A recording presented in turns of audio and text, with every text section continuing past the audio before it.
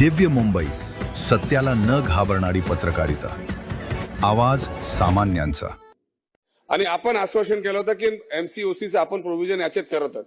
अध्यक्ष महोदय केलं आपण. आता आपण जेव्हा पकडतोय तरी आपण कंट्रोल करू शकत नाही, तर त्या लोकांची प्रॉपर्टी जप्त करण्याचं पण प्रोव्हिजन आपण याच्यात करणार का? अध्यक्ष महोदय, आपण जे एमसीओसी लावण्याचा निर्णय केला त्या अंतर्गत आपण पहिल्या केसेस केल्या, एमसीओसी लावला आणि आता एमसीओसी मध्येच आपल्याला हा अधिकार आहे की आपल्याला त्यांची प्रॉपर्टी जी आहे ती जप्त करता येते, त्यामुळे निश्चितपणे ती केली जाईल. कुरिअरद्वारे इंजेक्शन आणि खूप सारं माझ्या मतदारसंघामध्ये ड्रग्जचं प्रकरण येत आहे, त्याच्यामध्ये काही कार्य होत नाही. अध्यक्ष महोदय, हा महत्वाचा विषय आहे. याच्यामध्ये कुरिअर्सवर देखील आपण कारवाई सुरू केली आहे.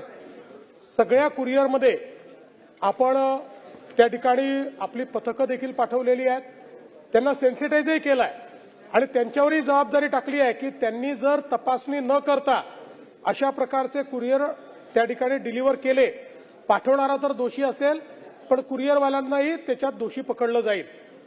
यातला महत्वाचा विषय असा आहे अध्यक्ष महोदय की जसं सन्माननीय सदस्यांनी सांगितलं, अलीकडच्या काळामध्ये प्रश्नोत्तराचा संपलेला आहे, उत्तर संपेस्तोपर्यंत वेळ वाढवण्यात येत आहे. अलीकडच्या काळामध्ये वेगवेगळ्या पद्धतीनं अशा पद्धतीनं याचं ट्रान्सपोर्टेशन केलं जातं.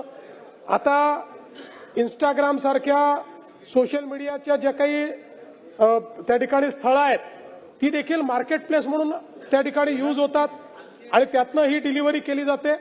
पण या सगळ्या गोष्टींकडे आपलं लक्ष आहे. मुळामध्ये मगाशी जसं या ठिकाणी प्रश्न आला की 1600 कोटीचं या ठिकाणी पकडलं जातं, याचं कारण काय आहे? दुर्दैवाने हे जे काही केमिकल ड्रग्ज तयार होत आहेत हे तयार करण्याकरता कुठलीही मोठी व्यवस्था लागत नाही, त्याच्याकरता कुठली फॅक्टरी लागत नाही. एखाद्या छोट्याशा ठिकाणीही हे ड्रग्ज त्या ठिकाणी ते तयार करतायत आणि अतिशय घातक अशा प्रकारचे ड्रग्ज आहेत.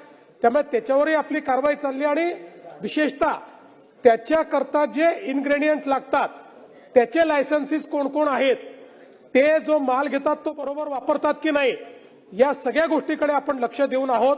त्यामुळे या संदर्भात 100% सरकारची भूमिका ही झिरो टॉलरन्सची आहे.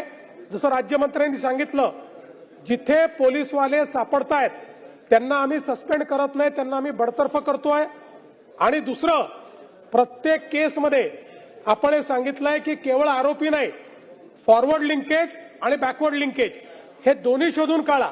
आणि म्हणून आपल्याला जर मध्यंतरी पेपरलाही वाचलं असेल की आपण उत्तर प्रदेश पर्यंत जाऊन, आणि एवढंच नाही तर एका केसमध्ये विदेशात जाऊन देखील आपण आरोपी परत आणलेला आहे. जो सगळ्यात मोठा या ड्रग रॅकेटचा किंगपिन आहे तो देखील मुंबई पोलिसांनी परदेशातनं पकडून आणलेला आहे. राज्य सरकार करता आणि देशाकरता निश्चितपणे आपल्या युवा पिढीकरता हे मोठं आव्हान आहे. पण मी तुम्हाला पुन्हा या सभागृहाला आश्वस्त करतो की यात कुठलंही कॉम्प्रोमाइज केलं जाणार नाही.